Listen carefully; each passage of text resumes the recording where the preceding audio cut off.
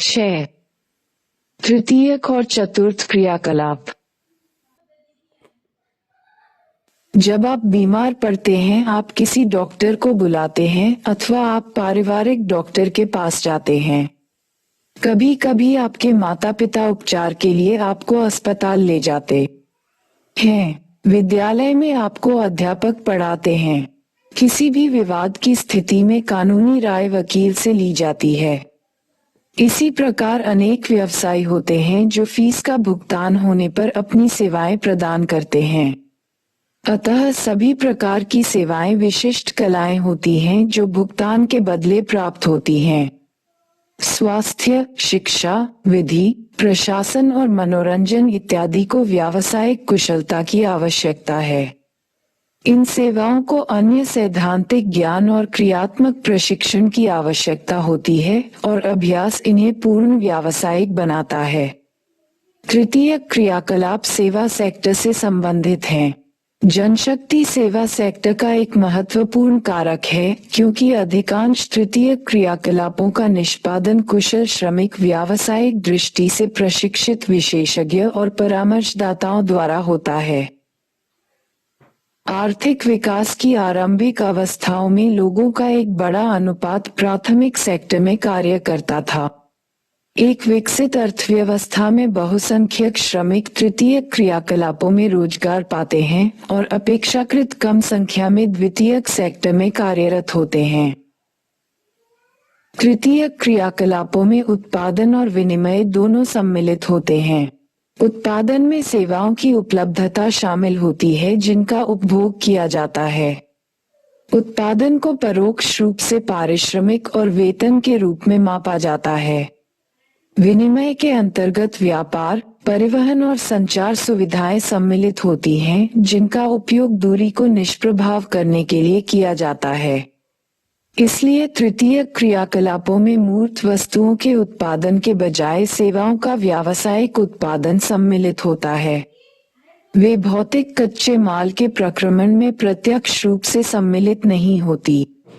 एक नलसाज, बिजली मिस्त्री, तकनीशियन, धोबी, नाई, दुकानदार, चालक, कोषपाल, अध्यापक, डॉक्टर, वकील और प्रकाशक इत्यादि का काम इनका सामान्य उदाहरण है।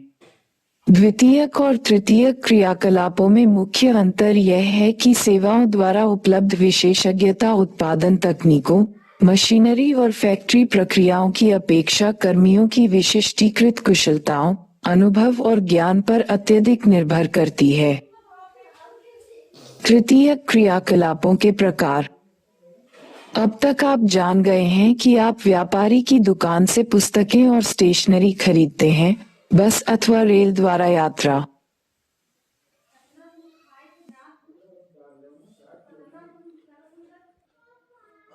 करते हैं, पत्र भेजते हैं, दूरभाष पर बातें करते हैं व अध्ययन के लिए अध्यापकों की व रुग्ण होने पर डॉक्टर की सेवाएं प्राप्त करते हैं। इस प्रकार व्यापार, परिवहन, संचार और सेवाएं कुछ तृतीय क्रियाकलाप हैं जिनकी इस सेक्टर में चर्चा की गई है। चार्ट 6.1 तृतीय क्रियाकलापों के वर्गीकरण का आधार प्रस्तुत करता है।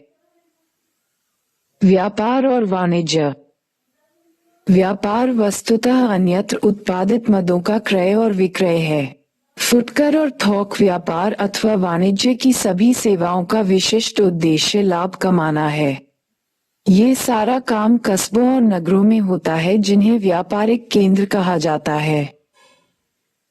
स्थानीय स्तर पर वस्तु विनिमय से लेकर अंतर्राष्ट्रीय सोपान पर मुद्रा विनिमय तक व्यापार के उत्थान ने अनेक केंद्रों और संस्थाओं को जन्म दिया है, जैसे कि व्यापारिक केंद्र अथवा संग्रहण और वितरण बिंदु।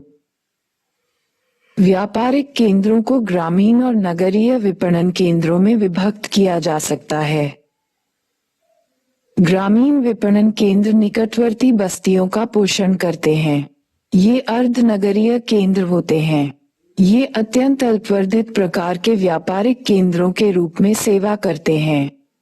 यहाँ व्यक्तिगत और व्यावसायिक सेवाएं सुविकसित नहीं होती। ये स्थानीय संग्रहण और वितरण केंद्र होते हैं। इनमें से अधिकांश केंद्रों में मंडियां, थोक बाजार, और फुटकर व्यापार क्षेत्र भी होते हैं। ये स्वयं में नगरीय केंद्र नहीं है, किंतु ग्रामीण लोगों की अधिक मांग वाली वस्तुओं और सेवाओं को उपलब्ध कराने वाले महत्वपूर्ण केंद्र हैं।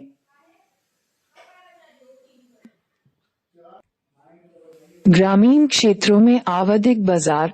ग्रामीण क्षेत्रों में जहां नियमित बाजार नहीं होते, विभिन्न कालिक अंतरालों पर स्थानीय आवधिक बाजार लगाए जाते हैं। ये साप्ताहिक, पाक्षिक बाजार होते हैं जहां परिग्रामी क्षेत्रों से लोग आकर समय समय पर अपनी आवश्यक जरूरतों को पूरा करते हैं।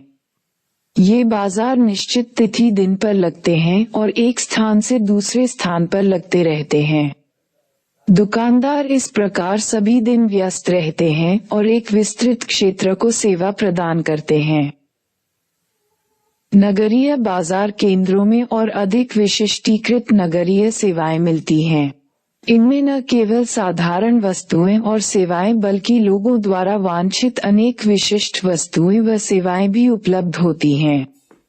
नगरीय केंद्र इसलिए विनिर्मित पदार्थों के साथ साथ विशिष्टीकृत बाजार भी प्रस्तुत करते हैं, जैसे श्रम बाजार, आवासन, अर्धनिर्मित एवं निर्मित उत्पादों का बाजार। इनमें शैक्षिकी संस्थाओं और व्यावसायिकों की सेवाएं जैसे अध्यापक, वकील, परामर्शदाता, चिकित्सक, दांतों का डॉक्टर और पशु चिकित्सक आदि उपलब्ध होते हैं।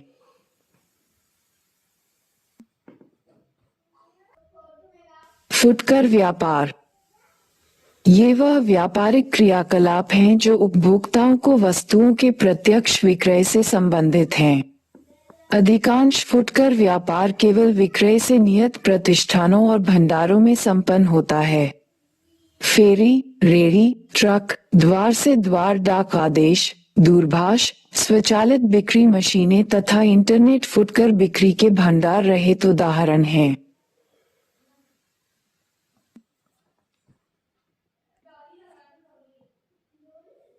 करते हैं, पत्र भेजते हैं, दूरभाष पर बातें करते हैं व अध्ययन के लिए अध्यापकों की व रुग्ण होने पर डॉक्टर की सेवाएं प्राप्त करते हैं।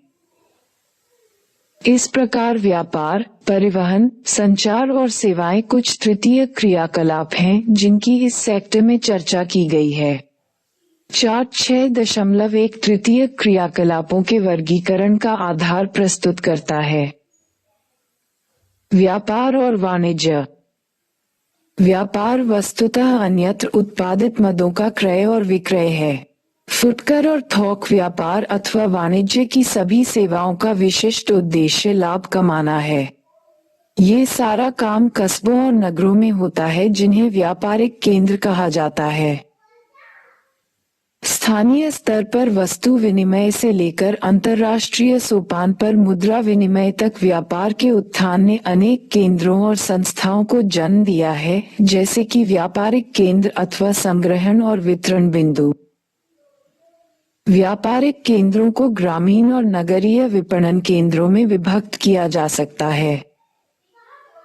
ग्रामीण विपणन केंद्र निकटवर्ती बस्तियों का पोषण करते हैं। ये अर्ध नगरीय केंद्र होते हैं। ये अत्यंत अल्पवर्धित प्रकार के व्यापारिक केंद्रों के रूप में सेवा करते हैं। यहाँ व्यक्तिगत और व्यावसायिक सेवाएं सुविकसित नहीं होती। ये स्थानीय संग्रहण और वितरण केंद्र होते हैं। इनमें से अधिकांश केंद्रों में मंडियां, थोक बाजार और फुटकर व्यापार क्षेत्र भी होते हैं। ये स्वयं में नगरीय केंद्र नहीं हैं, किंतु ग्रामीण लोगों की अधिक मांग वाली वस्तुओं और सेवाओं को उपलब्ध कराने वाले महत्वपूर्ण केंद्र हैं।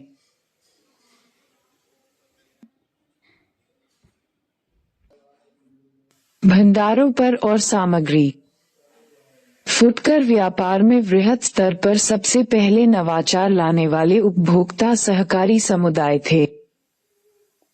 विभागीय भंडार वस्तुओं की खरीद और भंडारों के विभिन्न अनुभागों में बिक्री के सर्वेक्षण के लिए विभागीय प्रमुखों को उत्तरदायित्व और प्राधिकार सौंप देते हैं। श्रृंखला भंडार अत्यधिक मितव्ययता से व्यापारिक माल खरीद पाते हैं, यहाँ तक कि अपने विनिर्देश पर सीधे वस्तुओं का विनिर्माण करा लेते हैं। वे अनेक कार्यकारी कार्यों में अत्यधिक कुशल विशेषज्ञ नियुक्त कर लेते हैं। उनके पास एक भंडार के अनुभव के परिणामों को अनेक भंडारों में लागू करने की योग्यता होती है।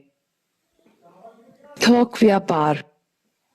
थोक व्यापार का गठन अनेक बिचौलिए सौदागरों और पूर्तिगरों द्वारा होता है, न कि फुटकर भंडारों द्वारा। श्रृंखला भंडारों सहित कुछ बड़े भंडार विनिर्माताओं से सीधी खरीद करते हैं। फिर भी बहुसंख्यक फुटकर भंडार बिचौलिए स्रोत से पूर्ति लेते हैं। थोक विक्रेता प्रायः फुटकर भंडारों को उधार देते हैं, यहाँ तक कि फुटकर विक्रेता अधिकतर थोक विक्रेता की पूंजी पर ही अपने कार्य का संचालन करते हैं। परिवहन। परिवहन एक ऐसी सेवा अथवा सुविधा है जिससे व्यक्तियों, विनिर्मित माल तथा संपत्ति को भौतिक रूप से एक स्थान से दूसरे स्थान पर ले जाया जाता है। यह मनुष्य की गतिशीलता की मूलभूत आवश्यकता को पूरा करने हेतु निर्मित एक संगठित उद्योग है। आधुनिक समाज वस्तुओं के उत्पादन, वितरण और उपभोग में सहायता देने के लिए तीव्र और सक्षम परिवहन व्यवस्था चाहते हैं। इस जटिल व्यवस्था की प्रत्येक अवस्था में परिवहन द्वारा पदार्थ का मूल्य अत्यधिक बढ़ जाता है। परिवहन दूरी को किलोमीटर दूरी अथवा मार्ग लंबाई की वास्तविक दूरी, समय दूरी अथवा एक मार्ग पर यात्रा करने में लगने वाले समय और लागत दूरी अथवा मार्ग पर यात्रा के खर्च के रूप में मापा जा सकता है। परिवहन के साधन के चयन में समय अथवा लागत के संदर्भ में एक निर्णायक कारक है। मानचित्र पर समान समय में पहुंचने वाले स्थानों को मिलाने वाली समकाल रेखाएं खींची जाती हैं। जाल, तंत्र और पहुंच। जैसे ही परिवहन व्यवस्थाएं विकसित होती हैं, विभिन्न स्थान आपस में जुड़कर जाल तंत्र की रचना करते हैं। जाल, तंत्र तथा योजक से मिलकर बनते हैं। दो अथवा अधिक मार्गों का संधि स्थल, एक उद्गम बिंदु, एक गंतव्य बिंदु अथवा मार्ग के सहारे कोई बड़ा कस्बा नोड होता है। प्रत्येक सड़क जो दो नोडों को जोड़ती है योजक कहलाती है। एक विकसित जाल तंत्र में अनेक योजक होते हैं, जिसका अर्थ है कि स्थान सुसंबद्ध है। परिवहन को प्रभावित करने वाले कारक। परिवहन की मांग जनसंख्या के आकार से प्रभावित होती है। जनसंख्या का आकार जितना बड़ा होगा, परिवहन की मांग उतनी ही अधिक होगी। नगरों, कस्बों, गांवों, औद्योगिक केंद्रों और कच्चे माल, उनके मध्य व्यापार के प्रारूप, उनके मध्य भूदृश्य की प्रकृति, जलवायु के प्रकार और मार्ग की लंबाई पर आने वाले व्यवधानों को दूर करने के लिए उपलब्ध निधियों, मुद्रा पर मार्ग निर्भर करते हैं। संचार। संचार सेवाओं में शब्दों और संदेशों, तथ्यों और विचारों का प्रेषण सम्मिलित है। लेखन के आविष्कार ने संदेशों को संरक्षित किया और संचार को परिवहन के साधनों पर निर्भर करने में सहायता की। ये वास्तव में हाथ, पशुओं, नाव, सड़क, रेल तथा वायु द्वारा परिवहित होते थे। यही कारण है कि परिवहन के सभी रूपों को संचार पथ कहा जाता है। जहाँ परिवहन जाल तंत्र सक्षम होता है, वहाँ संचार का फैलाव सरल होता है। मोबाइल, दूरभाष और उपग्रहों जैसे कुछ विकासों ने संचार को परिवहन से मुक्त कर दिया है। पुराने तंत्रों के सस्ता होने के कारण संचार के सभी रूपों का साहचर्य पूर्ण रूप से समाप्त नहीं हुआ है। अतः पूरे विश्व में अभी भी विशाल मात्रा में डाक का निपटान डाकघरों द्वारा हो रहा है। कुछ संचार सेवाओं की चर्चा नीचे की गई है। दूरसंचार। दूरसंचार का प्रयोग विद्युतीय प्रौद्योगिकी के विकास से जुड़ा है। संदेशों के भेजे जाने की गति के कारण इसने संचार में क्रांति ला दी है। समय सप्ताहों से मिनटों में घट गया है और मोबाइल, दूरभाष जैसी नूतन उन्नति ने किसी भी समय कहीं से भी संचार को प्रत्यक्ष और तत्काल बना दिया है। तार प्रेषण, मोर्स और टेलेक्स अब लगभग भूतकाल की वस्तुएं बन गई हैं। रेडियो और दूरदर्शन भी समाचारों, चित्रों व दूरभाष कालों का पूरे विश्व में विस्तृत श्रोताओं को प्रसारण करते हैं और इसलिए इन्हें जनसंचार माध्यम कहा जाता है। वे विज्ञापन एवं मनोरंजन के लिए महत्वपूर्ण हैं। समाचार पत्र विश्व के सभी कोनों से घटनाओं का प्रसारण करने में सक्षम होते हैं। उपग्रह संचार पृथ्वी और अंतरिक्ष से सूचना का प्रसारण करता है। इंटरनेट ने वैश्विक संचार तंत्र में वास्तव में क्रांति ला दी है। सेवाएं। सेवाएं विभिन्न स्तरों पर पाई जाती हैं। कुछ सेवाएं उद्योगों को चलाती हैं, कुछ लोगों को और कुछ उद्योगों और लोगों दोनों को। उदाहरणतः परिवहन तंत्र निम्न स्तरीय सेवाएं जैसे पंसारी की दुकानें, धोबी घाट। उच्च स्तरीय सेवाओं अथवा लेखाकार, परामर्शदाता और काय चिकित्सक जैसी अधिक विशिष्टीकृत सेवाओं की अपेक्षा अधिक सामान्य और विस्तृत हैं। सेवाएं भुगतान कर सकने वाले व्यक्तिगत उपभोक्ताओं को उपलब्ध होती हैं। माली, धोबी और नाई मुख्य रूप से शारीरिक श्रम करते हैं। अध्यापक, वकील, चिकित्सक, संगीतकार और अन्य मानसिक श्रम करते हैं। अनेक सेवाएं अब नियमित हो गई हैं। महामार्गों एवं सेतुओं का निर्माण और अनुरक्षण, अग्निशमन विभागों का अनुरक्षण और शिक्षा की पूर्ति अथवा पर्यवेक्षण और ग्राहक सेवा महत्वपूर्ण सेवाओं में से हैं, जिनका पर्यवेक्षण अथवा निष्पादन प्रायः सरकारों अथवा कंपनियों द्वारा किया जाता है। राज्य और संविधान ने परिवहन, दूरसंचार, ऊर्जा और जलापूर्ति जैसी सेवाओं के विपणन के पर्यवेक्षण और नियंत्रण के लिए निगमों की स्थापना की है। स्वास्थ्य की देखभाल, अभियांत्रिकी, विधि और प्रबंधन व्यावसायिक सेवाएं हैं। मनोरंजनात्मक और प्रमोद सेवाओं की स्थिति बाजार पर निर्भर करती है।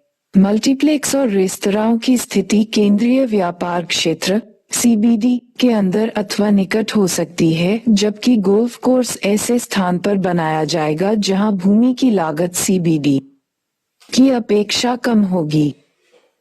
दैनिक जीवन में काम को सुविधाजनक बनाने के लिए लोगों को व्यक्तिगत सेवाएं उपलब्ध कराई जाती हैं। कामगार रोजगार की तलाश में ग्रामीण क्षेत्रों से प्रवास करते हैं और अकुशल होते हैं। वे मोची, गृहपाल, खानसामा और माली जैसी घरेलू सेवाओं के लिए नियुक्त किए जाते हैं और इन्हें कम भुगतान किया जाता है। कर्मियों का यह वर्ग असंगठित है। ऐसा एक उदाहरण मुंबई की डब्बावाला सेवा है, जो पूरे नगर में लगभग 1,75,000 उपभोक्ताओं को उपलब्ध कराई जाती है।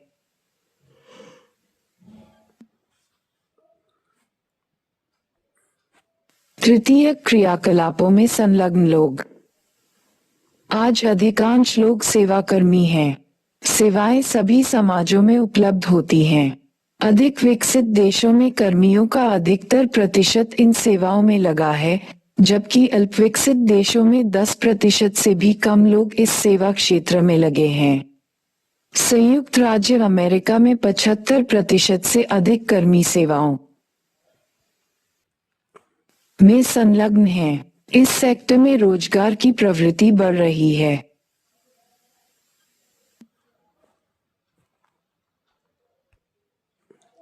जबकि प्राथमिक और द्वितीय क्रियाकलापों में यह अपरिवर्तित है अथवा घट रही है। कुछ चयनित उदाहरण। पर्यटन। पर्यटन एक यात्रा है जो व्यापार की बजाय प्रमोद के उद्देश्यों के लिए की जाती है। कुल पंजीकृत रोजगारों तथा कुल राजस्व, सकल घरेलू उत्पाद का 40% की दृष्टि से यह विश्व का अकेला सबसे बड़ा 25 करोड़ तृतीय क्रियाकलाप बन गया है।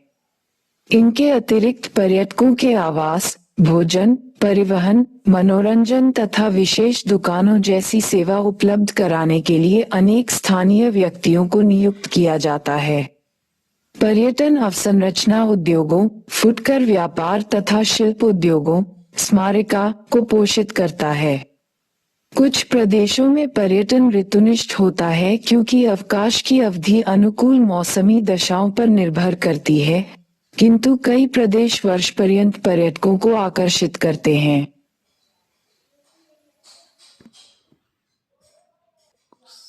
पर्यटक प्रदेश भूमध्य सागरीय तट के चारों ओर कोर्ष्ण स्थान तथा भारत का पश्चिमी तट विश्व के लोकप्रिय पर्यटक गंतव्य स्थानों में से हैं।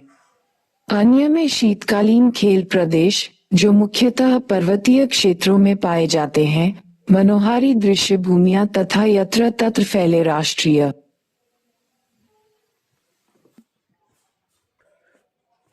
उद्यान सम्मिलित हैं। स्मारकों, विरासत स्थलों और सांस्कृतिक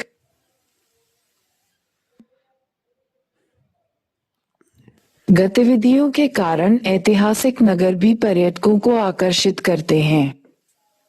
पर्यटन आकर्षण जलवायु ठंडे प्रदेशों के अधिकांश लोग पुलिन विश्राम के लिए उष्ण व धूपदार मौसम की अपेक्षा करते हैं। दक्षिणी यूरोप और भूमध्य सागरीय क्षेत्रों में पर्यटन के महत्व का यह एक मुख्य कारण है। अवकाश के शीर्ष मौसम में यूरोप के अन्य भागों की अपेक्षा भूमध्य सागरीय जलवायु में लगभग सतत ऊंचा तापमान, धूप की लंबी अवधि और निम्न वर्षा की दिशाएं होती हैं।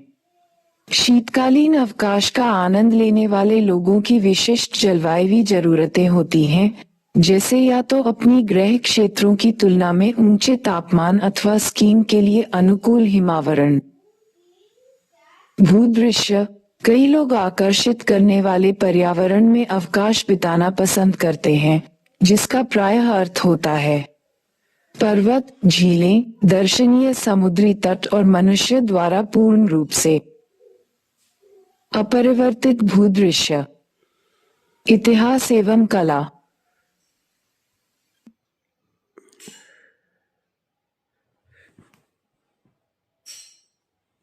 किसी क्षेत्र के इतिहास और कला में संभावित आकर्षण होता है। लोग प्राचीन और सुंदर नगरों, पुरातत्व के स्थानों पर जाते हैं और किलों, महलों और गिरिजाघरों को देखकर आनंद उठाते हैं। संस्कृति और अर्थव्यवस्था मानव जातीय और स्थानीय रीतियों को पसंद करने वालों को पर्यटन लुभाता है। यदि कोई प्रदेश पर्यटकों की जरूरतों को सस्ते दाम में पूरा करता है तो वह अत्यंत लोकप्रिय हो जाता है।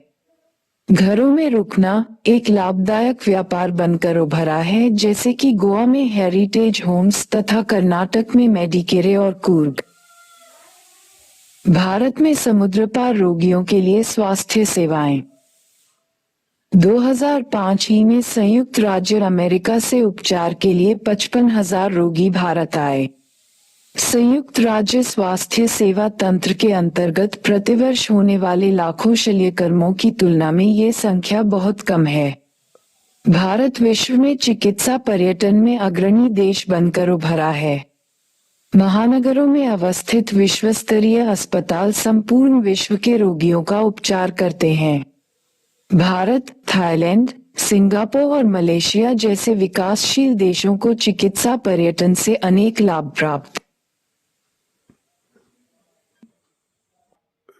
होते हैं। चिकित्सा पर्यटन के अतिरिक्त चिकित्सा परीक्षणों और आंकड़े के निर्वाचन के बाह्य स्रोतन के प्रति भी झुकाव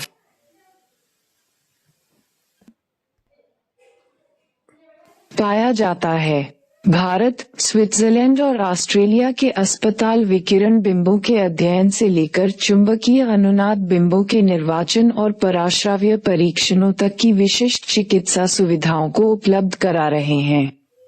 बाह्य स्रोतन में, यदि यह गुणवत्ता में सुधार करने अथवा विशिष्ट सेवाएं उपलब्ध कराने पर केंद्रित है, तो बाह्य स्रोतन रोगियों के लिए अत्यधिक लाभ होता है।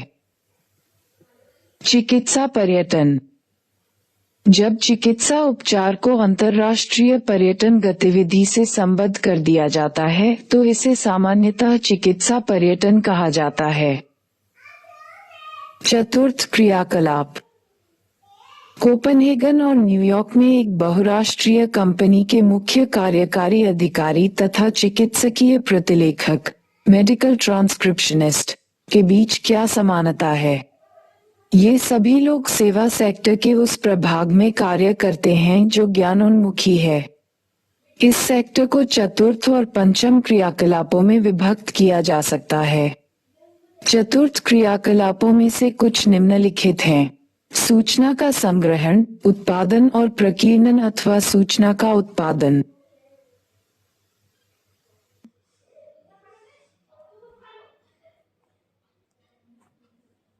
भी चतुर्थ क्रियाकलाप अनुसंधान और विकास पर केंद्रित होते हैं और विशिष्टीकृत ज्ञान, प्रौद्योगिक कुशलता और प्रशासकीय सामर्थ्य से संबद्ध सेवाओं के उन्नत नमूने के रूप में देखे जाते हैं।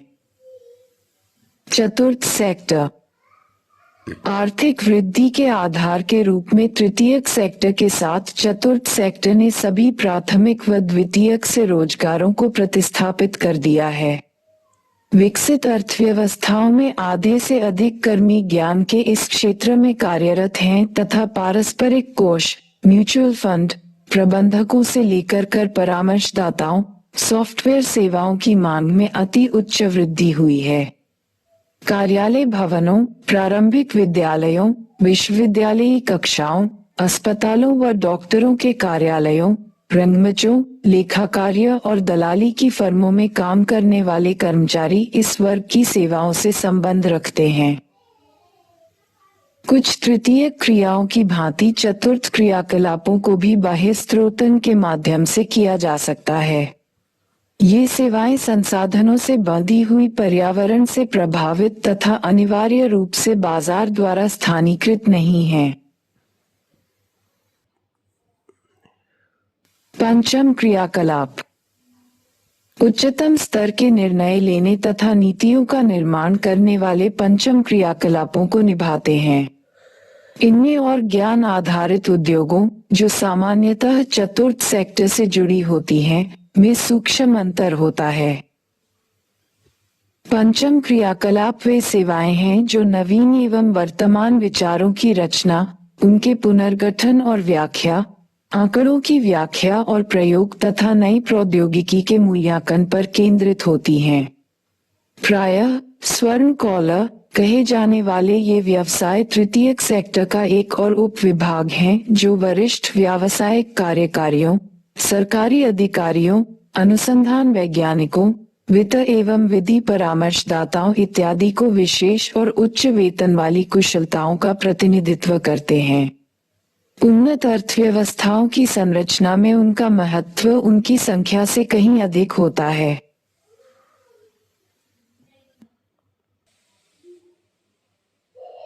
बाह्य स्रोतन के परिणामस्वरूप भारत, चीन, पूर्वी यूरोप, इसराइल, फिलीपींस और कोस्टारिका में बड़ी संख्या में कॉल सेंटर खुले हैं। इससे इन देशों में नए काम उत्पन्न हुए हैं। बाह्य स्रोतन उन देशों में आ रहा है जहां सस्ता और कुशल श्रम उपलब्ध है। ये उत्प्रवास वाले देश भी हैं। बाह्य स्रोतन के द्वारा काम उपलब्ध होने पर इन देशों से प्रवास कम हो सकता है। बाह्य स्रोतन वाले देश अपने यहाँ काम तलाश कर रहे युवकों का प्रतिरोध झेल रहे हैं। बाह्य स्रोतन के बने रहने का मुख्य कारण तुलनात्मक लाभ है।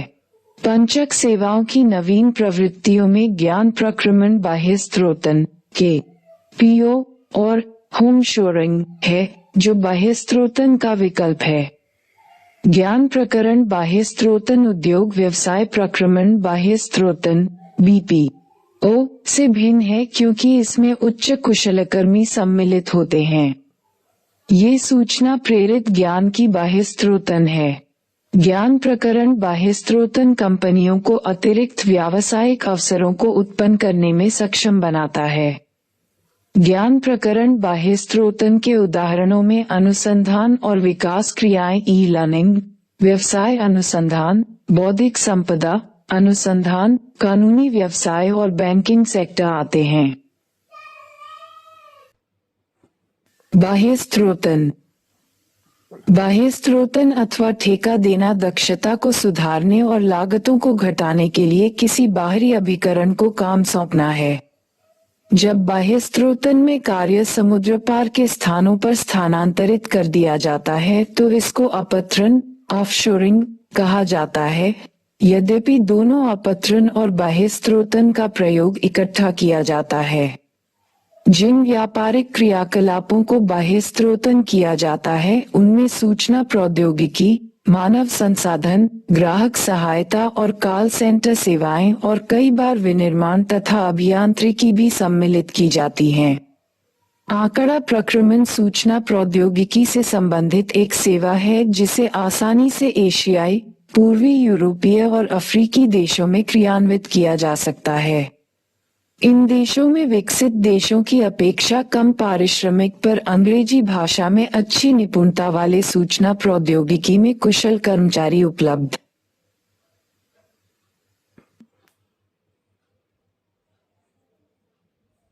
हो जाता है। अतः हैदराबाद अथवा मनीला में स्थापित एक कंपनी भौगोलिक सूचना तंत्र की तकनीक पर आधारित परियोजना पर संयुक्त राज्य अमेरिका अथवा जापान जैसे देशों के लिए काम करती है।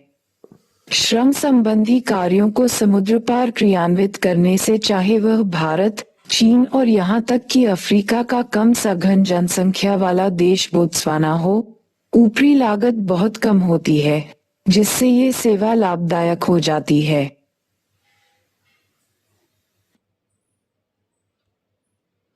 अंकीय विभाजक सूचना और संचार प्रौद्योगिकी पर आधारित विकास से मिलने वाले अवसरों का वितरण पूरे ग्लोब पर असमान रूप से वितरित है। देशों में विस्तृत आर्थिक, राजनीतिक और सामाजिक भिन्नताएं पाई जाती हैं। निर्णायक कारक ये है कि कोई देश कितनी शीघ्रता से अपने नागरिकों को सूचना और संचार प्रौद्योगिकी तक पहुंच और उसके लाभ उपलब्ध करा सकता है। विकसित देश सामान्य रूप से इस दिशा में आगे बढ़ गए हैं, जबकि विकासशील देश पिछड़ गए हैं और इसी को अंकीय विभाजक कहा जाता है। इसी प्रकार देशों के भीतर अंकीय विभाजक विद्यमान है। उदाहरणार्थ भारत अथवा रूस जैसे विशाल देश में यह अवश्यंभावी है कि महानगरीय केंद्रों जैसे निश्चित क्षेत्रों में परिदृष्ट ग्रामीण क्षेत्रों की तुलना में अंकीय विश्व के साथ बेहतर संबंध तथा पहुंच पाई जाती है। निम्नलिखित कथनों में से कौन सा एक सत्य नहीं है? क. बाह्य स्रोतन दक्षता को बढ़ाता है और लागतों को घटाता है। ख. कभी कभार अभियांत्रिकी और विनिर्माण कार्यों की भी बाह्य स्रोतन की जा सकती है। ग. बीपीओस के पास केपीओस की तुलना में बेहतर व्यावसायिक अवसर होते हैं। घ. कामों के बाह्य स्रोतन करने वाले देशों में काम की तलाश करने वालों में असंतोष पाया जाता है। 2. निम्नलिखित प्रश्नों के उत्तर लगभग 30 शब्दों में दीजिए। आई. फुटकर व्यापार सेवा को स्पष्ट कीजिए। ई. चतुर्थ सेवाओं का वर्णन कीजिए। ई. विश्व में चिकित्सा पर्यटन के क्षेत्र में तेजी से उभरते हुए देशों के नाम लिखिए। इव. अंकीय विभाजक क्या है? 3. निम्नलिखित प्रश्नों के उत्तर 150 शब्दों से अधिक में न दें। आई. आधुनिक आर्थिक विकास में सेवा सेक्टर की सार्थकता और वृद्धि की चर्चा कीजिए। ई. परिवहन और संचार सेवाओं की सार्थकता को विस्तार पूर्वक स्पष्ट कीजिए।